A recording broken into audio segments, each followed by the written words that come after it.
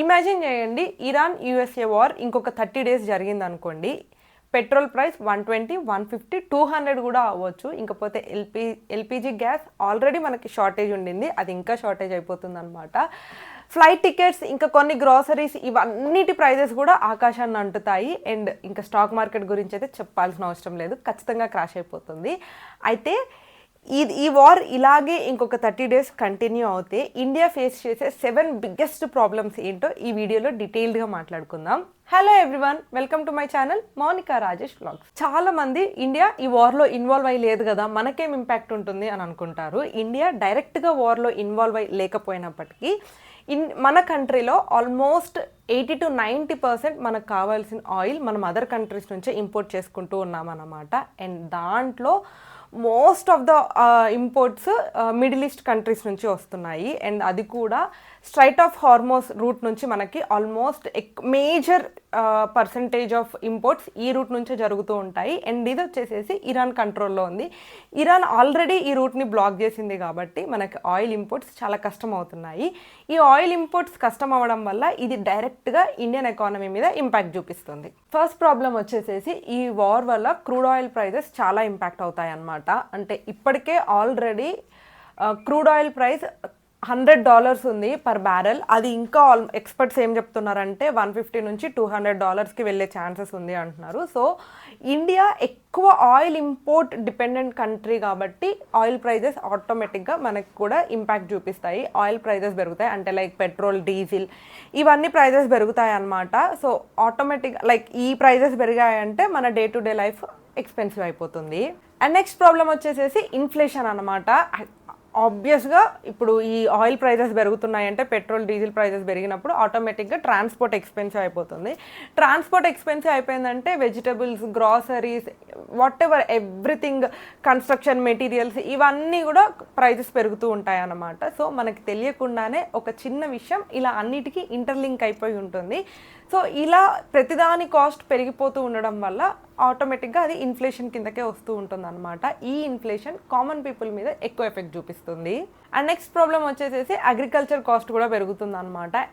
Farming మీద ఎందుకు effect చూపిస్తుందంటే ఇవాళ రేపు ఫార్మింగ్ కూడా లైక్ మోటార్స్, లైక్ ఫ్యూయల్తో నడిచే మోటార్స్, ట్రాక్టర్స్ ఇలా అన్నీ కూడా ఫ్యూయల్తో నడిచేవి అగ్రికల్చర్లో వాడుతున్నారు కాబట్టి ఆబ్వియస్గా అవన్నీ కాస్ట్ పెరుగుతాయి. అవన్నీ కాస్ట్ పెరిగినప్పుడు క్రాప్ కాస్ట్ కూడా పెరుగుతూ ఉంటుంది.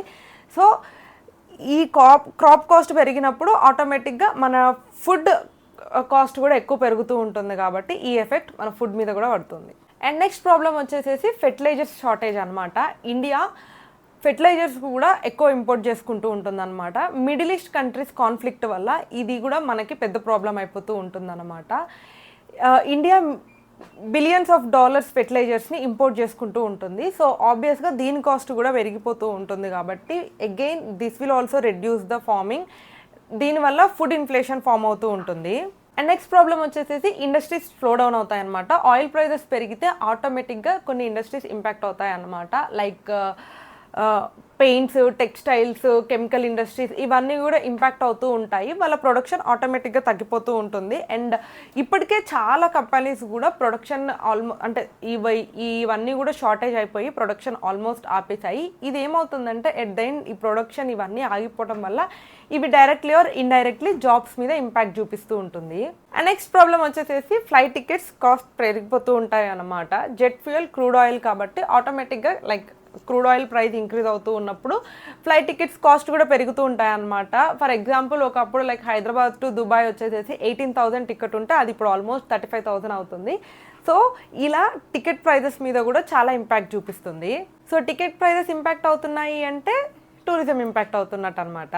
మీరు వీడియోలో ఇక్కడి వరకు వచ్చారంటే హోప్ మీకు వీడియో నచ్చుతుంది అని అనుకుంటున్నాను. వీడియో నచ్చితే లైక్ చేయండి. లైక్ చేయగానే మీకు హైప్ ఆప్షన్ వస్తుంది. వీడియోని హైప్ చేస్తే ఎక్కువ మందికి రీచ్ వెళ్తుంది. సో దట్ అది నాకు మోటివేటింగ్గా ఉంటుంది. అండ్ లాస్ట్ ప్రాబ్లం వచ్చేసేసి స్టాక్ మార్కెట్ వోలటిలిటీ అన్నమాట. యాక్చువల్గా ఎప్పుడైతే వార్ ఇంకా కంటిన్యూ అయిపోతూ ఉంటుందో స్టాక్ మార్కెట్ ఇన్వెస్టర్స్ ఫియర్తో ఉంటారనమాట. సో ఫారిన్ ఇన్వెస్టర్స్ వాళ్ళ మనీని విత్డ్రా చేస్తూ ఉంటారు. దీనివల్ల సెన్సెక్స్, నిఫ్టీ ఇంకా రూపీ వీక్ అయిపోతూ ఉంటుంది. సో ఆల్రెడీ ఇప్పుడు ఈ క్రూడ్ ఆయిల్ ప్రైజెస్ ఇంక్రీజ్ అయిపోతూ ఉండడం వల్ల ఇండియన్ అకౌంట్ డెఫిషిట్ ఇంక్రీజ్ అయిపోయింది అనమాట. దీనివల్ల రూపీ వాల్యూ వీక్ అయిపోతూ ఉంటుంటే ఇంపోర్ట్ వాల్యూ పెరిగిపోతూ ఉంటుంది. మనం ఎక్కువ మనీ పెట్టి ఇంపోర్ట్ చేసుకోవాల్సి వస్తూ ఉంటుంది. సో ఇది ఎకానమీ మీద చాలా ఎఫెక్ట్ పడుతుంది. కానీ ఇప్పటికైతే మనం భయపడాల్సిన అవసరం లేదు. Because India has its own strategic plans అనమాట. ఇండియా ఆల్రెడీ వేరే సోర్సెస్ నుంచి క్రూడ్ ఆయిల్ని ఇంపోర్ట్ చేసుకుంటుంది అనమాట. ఆల్రెడీ రష్యా నుంచి క్రూడ్ ఆయిల్ ఇంపోర్ట్ చేసుకోవడం స్టార్ట్ చేసింది. అండ్ ఆల్సో మనకి కొన్ని ఆయిల్ రిజర్వ్స్ ఉన్నాయన్నమాట. ఇప్పటి వరకు ఎలాంటి ఇంపాక్ట్ లేదు. కానీ ఈ వార్ ఈ వీడియోలో ముందు స్టార్టింగ్లో చెప్పినట్టే నెక్స్ట్ 30 days కూడా కంటిన్యూ అవుతే మనకి ఇంకా కొంచెం ఎక్కువ రిస్క్ ఉంటుంది. సో వర్స్ట్ కేస్ సినారియోలో వార్ ఇలాగే కంటిన్యూ అవుతే ఏమవుతుంది అంటే పెట్రోల్ రేట్ 150+ అవుతుంది. ఆబ్వియస్గా ఎల్పిజి గ్యాస్ షార్టేజ్ అవుతుందని అనమాట. స్టాక్ మార్కెట్ పడిపోతుంది, రూపీ వాల్యూ పడిపోతుంది, ఇన్ఫ్లేషన్ పెరుగుతుందని అనమాట. ఓవరాల్గా గ్లోబల్గా కూడా ఇన్ఫ్లేషన్ పెరుగుతుంది. కానీ ఇరాన్ యుఎస్ఏ వార్ ఇండియన్ టెరిటరీలో జరగపోతున్నప్పటికీ కూడాను గ్లోబల్ ఎకానమీ ఇంటర్ కనెక్టెడ్ కాబట్టి మిడిల్ ఈస్ట్ కంట్రీస్ కాన్ఫ్లిక్ట్స్ ఉన్నప్పుడు లైక్ క్రూడ్ ఆయిల్ ప్రైజెస్ పెరుగుతాయి అండ్ రూపీ ఫాల్ అవుతుంది, ఇన్ఫ్లేషన్స్ ఇవన్నీ ఆటోమేటిక్గా ఒకదానికొకటి ఇంటర్ కనెక్టెడ్ ఉంటూ ఉంటాయి అన్నమాట. సో ఈ వార్ యొక్క నెక్స్ట్ 30 days సిచ్యువేషన్ గ్లోబల్ ఎకానమీనే డిసైడ్ చేస్తుంది.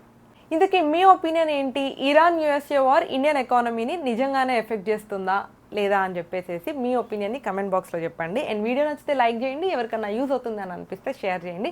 Don't forget to subscribe. Thank you for watching till the end.